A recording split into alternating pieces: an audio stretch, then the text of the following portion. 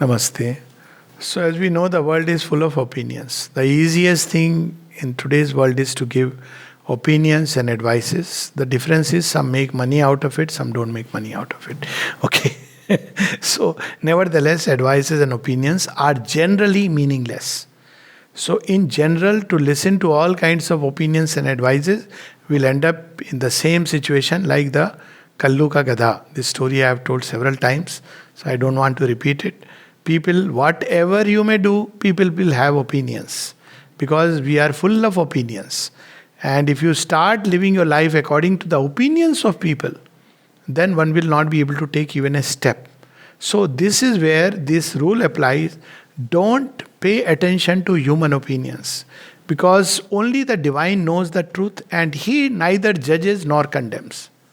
He rectifies, he corrects because he only knows the real thing. He knows our past, he knows the future, he knows the present at every level in the depths.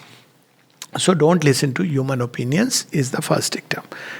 Even Mother goes on to say that people who are full of social opinions, she says they are not even ready to enter the path. She has gone on to say, who judge people based on outer things. So this is one part. But the second part is that then how to make use when people give a criticism. So she says it very nicely. She says, if somebody criticizes you, one is opinions in general, all kinds of opinions are flown. Somebody criticizes specifically. For instance, somebody criticizes that, you get angry or, you are unkind. Whatever it could be, I don't know. Let me see some kind of valid criticism. Impatient. Okay, somebody can say you are impatient. So now look inside and see. And you see whether there is some truth in that or not. Because sometimes there are things we cannot see, but those who are close to us may be able to see. It is also true. So if somebody says that you are impatient, look carefully, especially when there is somebody who lives close, and more so if somebody otherwise has love for us. See that all this goes into the package. And look inside carefully. Then she says, if you are impatient and somebody has told you are impatient, then be thankful. Why? Because you have discovered a mistake. Thank him, thank the grace, but don't stop with thanking, start working on it. It's a lifetime work. And if there is no truth in it, then just leave it with a smile, because obviously you can't keep explaining to others what is inside you and what was the correct motive. You can't do that.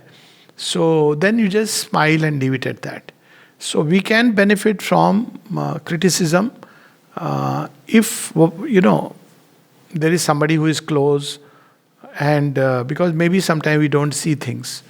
And even without clothes, I have seen somebody. I think I've shared this story. Sometimes there was a man who used to drink. I've told this story several times, and I got impatient, and I told him, "Ki get out from here," And this man walks in, and other things are different. But he told me one thing: "You have judged me," and I looked inside and said, "Yes, I did judge him. Do I have a right to judge him?" Then, of course, I gave a nice explanation. I said, look, I am not judging you, but this behavior is not acceptable here because you were abusive and you are drunk. So get out of the dispensary.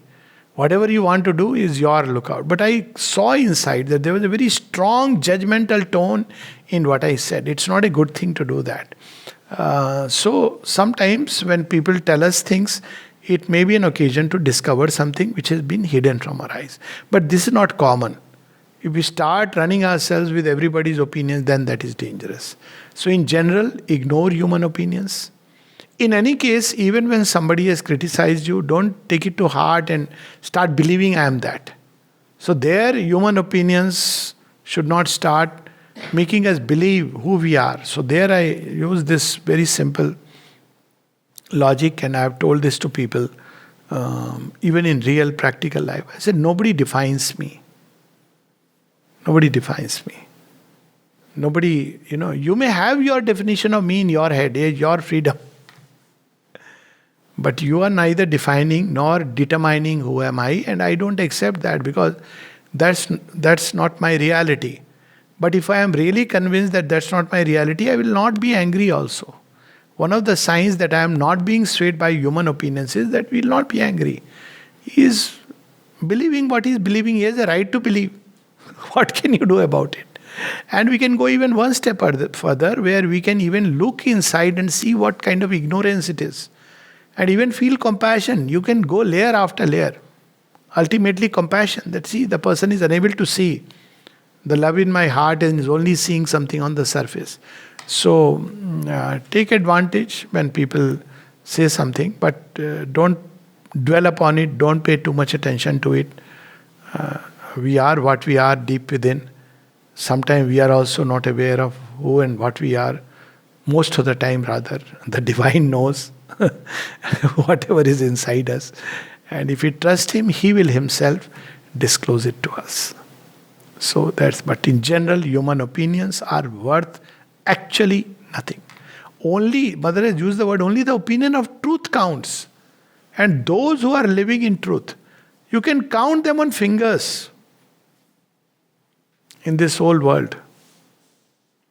Sometimes I have asked this question also when somebody has a judgment on someone or whatever.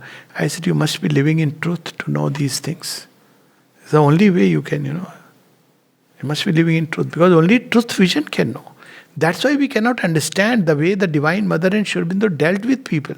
Because in our outer judgment, we can't understand. There were 3 people to whom the Mother said, I have my unconditional protection on them. And I knew 2 of them personally. And one had passed away. But I used to wonder. I realized, see, that's how the Divine Mother's ways. Who are we to understand? The people who don't understand why the Divine Mother deals with one person this way. Somewhere you will get a hint how the Divine understands us. At one place she told, for instance, about Pranabdha, one of the most loved and misunderstood person. And she said something very nice. That you were capable of all this philosophy and all that, but you took upon yourself the burden of the most difficult work, material transformation. So quite naturally she knew all this truth.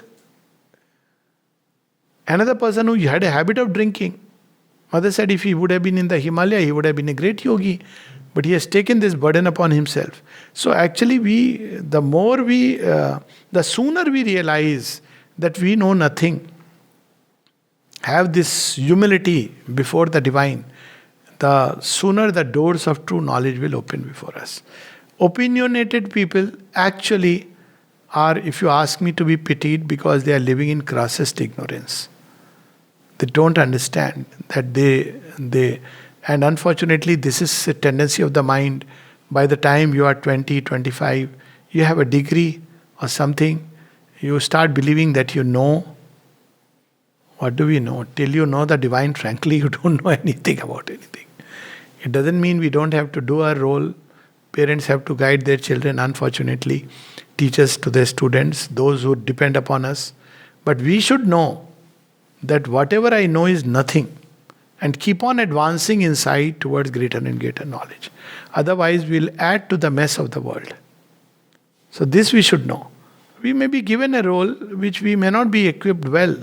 Doesn't mean we'll not play the role. We'll play it knowing that I'm playing it pretty badly and keep on upgrading ourselves so that at least through that role playing we'll one day end up at the doors of knowledge. By playing, by practice, we improve. So this should be the path for all of us. Namaste.